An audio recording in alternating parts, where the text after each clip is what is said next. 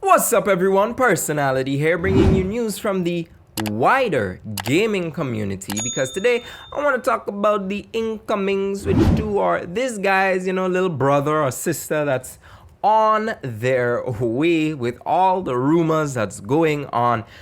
Damn, these rumors need to stop, and most of them are just ridiculous and are bringing expectations extremely high that I think are ultimately going to be disappointed, or there's gonna be a lot of disappointed Nintendo fanboys if they keep listening to these credible leakers. One issue that I have, it's a major issue that I have with all these rumors and supposed leaks that is coming out, are the rumors that are suggesting that the power of the Switch 2 in terms of its graphical output, in terms of its performance and stability, will be on par with something as a PS5 or the modern Xbox consoles, or even a powerful gaming PC. Now, I don't want to say cap to this, because obviously this is just speculation. This could just be empty thoughts from them, or this could actually be true happening, but I don't necessarily think that is based on what Nintendo's culture has been over all these years and how they've made their games not really focus so much on graphics, but it's more so working with what technology they have and delivering a much more immersive experience in a creative world based on what their exclusives do. I don't think this is really in line with what is the main objective of the Switch 2. And even if it was, this is one, very obvious, because with each generation coming out, graphics will get better. But two, it's not that impressive, especially if you're a multi-gaming console owner. So telling me, a PS5 owner, that the Switch is going to output stuff like the PS5 is kind of like, okay, cool, what else will it do that differentiates itself from the PS5? Just looking like the PS5? That makes no sense to me. Or I have a PC.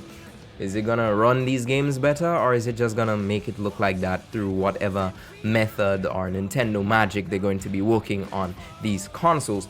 But the overall discussion and the way that people have been reacting online and being like, yes, Nintendo's finally about to put the whole of the other rest of the competition in the grave, it makes me understand or fully comprehend that Nintendo fanboys, or maybe Nintendo consumers, I don't want to call anybody a fanboy and victimize them for liking what they like, but it kind of brings to my attention that they don't realize how many other underlying issues Nintendo has to address even before we talk about graphical capabilities of what this console is able to do. First things first, the console software is extremely bland. So there's no way to adjust for specific, let's say, performance or graphics.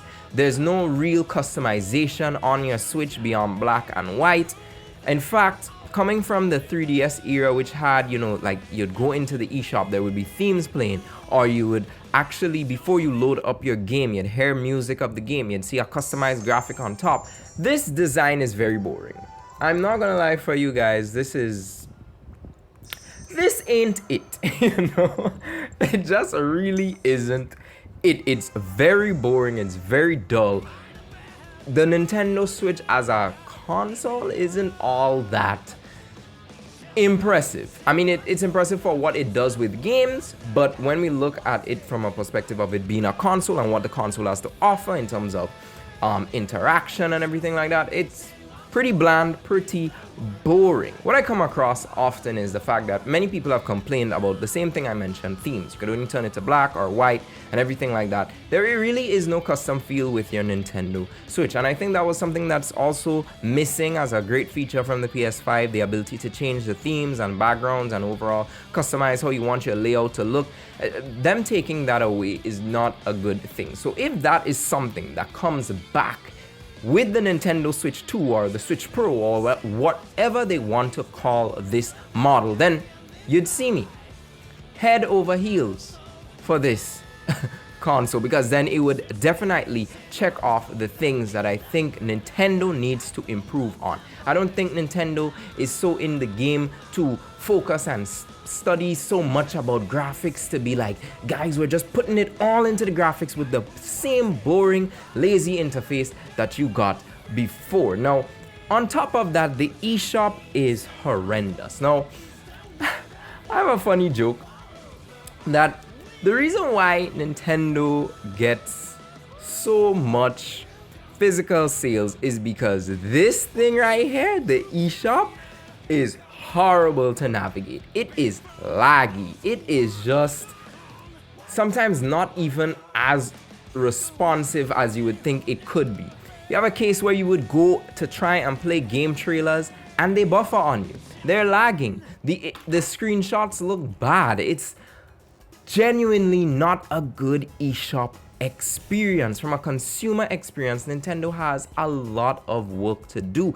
The eShop in the 3DS was snappy. It's gone now, but it was snappy. It was fun to use. There was music playing. Surprisingly, trailers loaded faster on the 3DS than it does on the Nintendo Switch eShop. It was just a good deal, and overall the ability to use it to search was just fantastic. It was much better than what Nintendo has given us in the eShop. Now, it brings me back to the shop and obviously the software of Nintendo. Now, Nintendo exclusives are crazy. Let me tell y'all something. Breath of the Wild ruined open world for me because basically I have the if I can see it, I should be able to go there mentality from Breath of the Wild. And when I play other open world games and I can't do that, I get upset. So Nintendo Switch exclusive cook, right? You've got games like Xenoblade, you've got games like Fire Emblem. Pokemon games are somewhat passable these days in terms of graphical quality and, performance. These are valid points. They don't really hit those marks, especially some DLC has dropped recently for it and it's been bizarre. But getting back to the point that the software is great, Nintendo first parties are great. I believe if you have a PC or a Switch or maybe PC, PS5 and a Switch, and you see a third-party developer produce games for these three platforms, unless portability is a big thing for you, just buy it on the other platforms, because honestly, it's not that impressive on Switch and you won't be getting the best experience. I mean, for example, fighting games suffer a lot on the Switch. They often don't come across with the rollback netcode features. They often are just the worst versions of the game. Sometimes there are so many compromises that have to be made in order for it to play at 60 frames per second. And we're not even talking about Mortal Kombat yet, but because you know how I feel on that if you watch the previous video. So no, the Switch has some issues in terms of the eShop, and on top of that, it's paid membership. Now, this is one that is debatable because some people don't like what PlayStation offers, neither do they like how Game Pass operates in terms of what you're paying for, in terms of subscription deals to get, some value for your investment aside from just being able to go online. The Nintendo Switch online features are genuinely bad. I don't care what anyone says. Like, yes, it's cheap. In comparison to the competition, it's not really that much expensive. But let's look at the highest value one, aside from the family membership of the Nintendo Online Plus expansion. So you get access to the Sega Genesis, the Game Boy Advance, the Nintendo 64. You've got some decent games, a very minuscule library in comparison to what you would be getting from Game Pass, or even your PlayStation Plus, along with the monthly games, along with the retro catalog where you can go back and, obviously, well, it would be cloud gaming for some of those titles, but it's fully cloud gaming also for the Nintendo Switch. So the Nintendo Switch is out here with this supposed expansion pack. Most of these games are easy to emulate anyway because they were never really that powerful or demanding, and they're not even updating that in a timely manner, and that's their offering. I think the membership offering is really weak. Genuinely really weak. It's I don't really even have much to say because there's not much about it to say.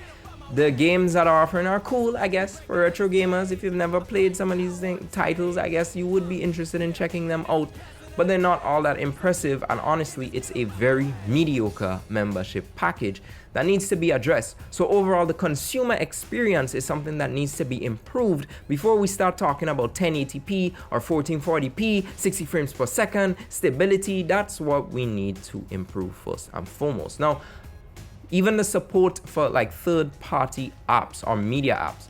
I could boot up my PC and, well, you know, PC does what PC does. I could boot up my PS5, look at YouTube, go on Twitch, look at other streaming platforms, boot up Crunchyroll. I could do a plethora of things. The YouTube app on the Switch is horrendous. It's an excuse for a YouTube app. It's laggy.